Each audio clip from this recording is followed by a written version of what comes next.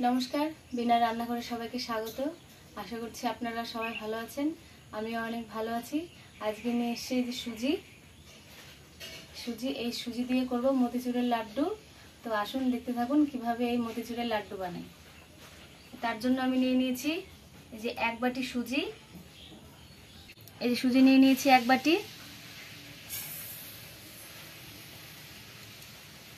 আর নিয়ে নেব যে বাটিতে করে আপনারা সুজি মাপ করে নেবেন সেই বাটিতে মাপ করেই একদম ঠান্ডা দুধ মানে গরম করে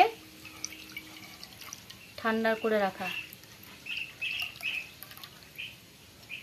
তো সেই বাটির এক পরিমাপ করে দুধ এরকম নিয়ে নেবেন। যে বাটিতে করে সুজি মাপবেন সেই বাটিতে করেই দুধ মাপবেন। এবার দিয়ে দিলাম।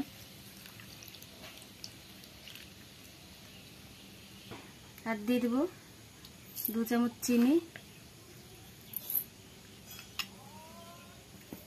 এবার এটাকে ভালো করে মেশাবো।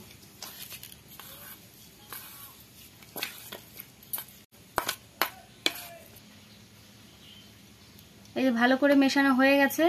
এবার একে 10 মিনিটের জন্য ঢাকা দিয়ে রেখে দেব। ফিরে আসলাম 10 মিনিট পর।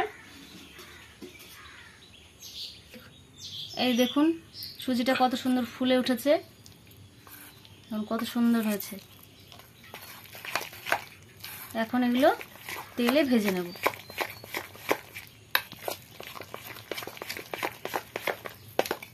যে দেখুন এরকম হয়ে যাবে। বেশি পাতলা করে কিন্তু ভাজলে ভালো লাগবে না, আর লাড্ডুটাও বেশ ভালো হবে না। উনান জ্বালিয়ে কড়াইটা বসিয়ে দিয়েছি। এবার তেল দিয়ে দেব।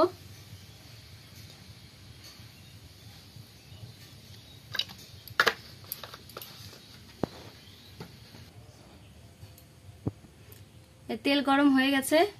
এবার এগুলো ভেজে নেব।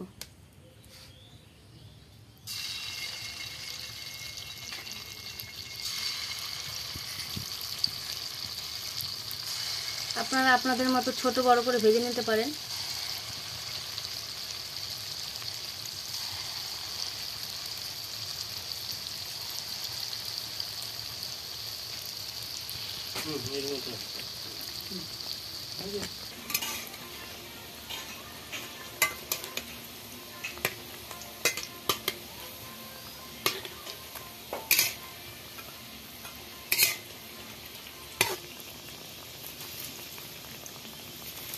এই যে আমাদের ভাজা হয়ে গেছে, তুলে নিচ্ছি।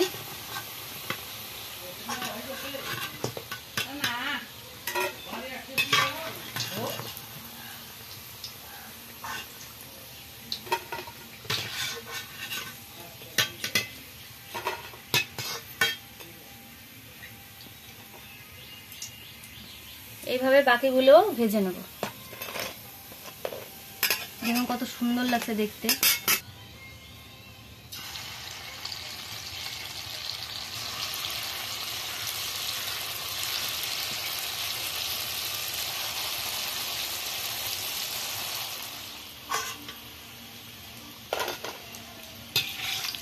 সবগুলো ভাজা হয়ে গেল।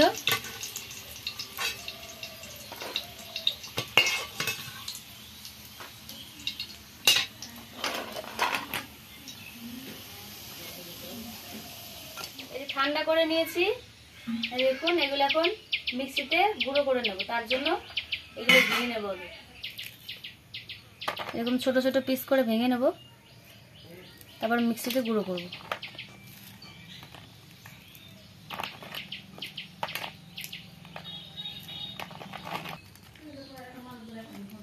এই যে ভেঙে নিয়েছি ভালো করে। তো এবার এখন মিক্সিতে গুঁড়ো করে নেব। চিনি শিরা বানানোর জন্য এই দিয়ে দিলাম চিনি। এই 2 কাপ চিনি দিয়ে দিলাম। আবার যে কাপে করে চিনি দিলাম সেই কাপে করে জল মেপে দেব। কাপটা দেখি দাও। এই যে 4 কাপ।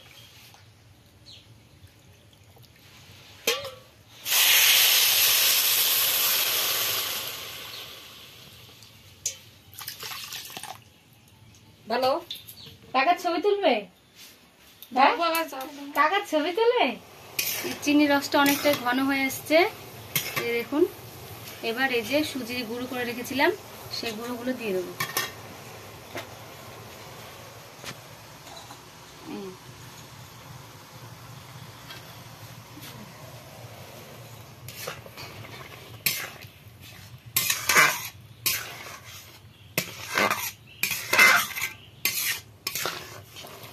আর দিয়ে দিচ্ছি এই যে 4 মগজ।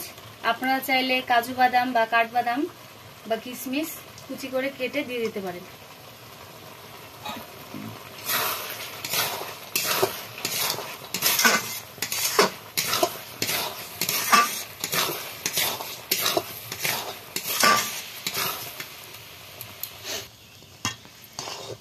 এই যে 3-4টা এলাচ দিয়ে দিচ্ছি মাঝখান থেকে ফাটিয়ে।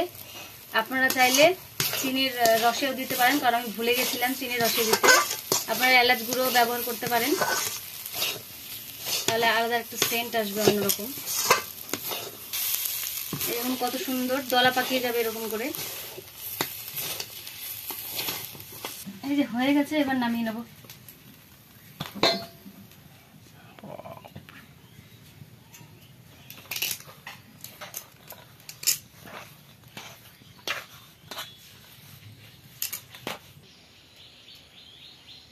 হালকা একটু ঠান্ডা করে নিয়েছি। আপনারা হালকা একটু ঠান্ডা করেন, খুব ঠান্ডা হলে কিন্তু হবে না। হালকা একটু গরম অবস্থায় লাড্ডুটা বানিয়ে নিতে হবে। এই যে আমি হাতে তেল লাগিয়ে নিয়ে নিচ্ছি, আপনারা চাইলে ঘিও লাগিয়ে নিতে পারেন।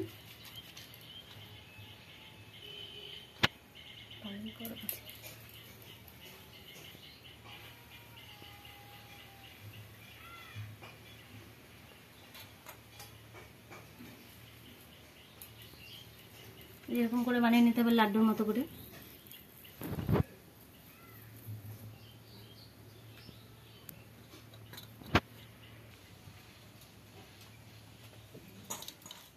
এই যে আমাদের গোল করা লাড্ডুর মতো করে গোল করা হয়ে গেছে। দেখুন, ফিনিশিং এর জন্য আর একবার করে নিচ্ছি গোল। এরকম করে সাজিয়ে নিয়েছি। দেখুন, আমরা কোনো কালার ইউজ করিনি। আপনারা চাইলে ফুড কালার 10 টাকার একটা ছোট প্যাকেট নিয়ে নিয়েছি, তো এটা উপর দিয়ে দিয়ে দেবো। আপনারা চাইলে এটা নাও দিতে পারেন।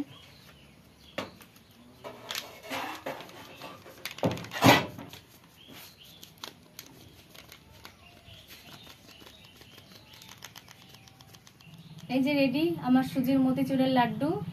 তো এই লাড্ডু বানাতে আমরা কোনো ফুড কালার ব্যবহার করিনি। আপনারা চাইলে ফুড কালার ব্যবহার করতে পারেন, কারণ ফুড কালার খাওয়া অতটা ভালো না। আমরা বাড়িতে বানিয়েছি বলে ফুড কালার ব্যবহার করিনি।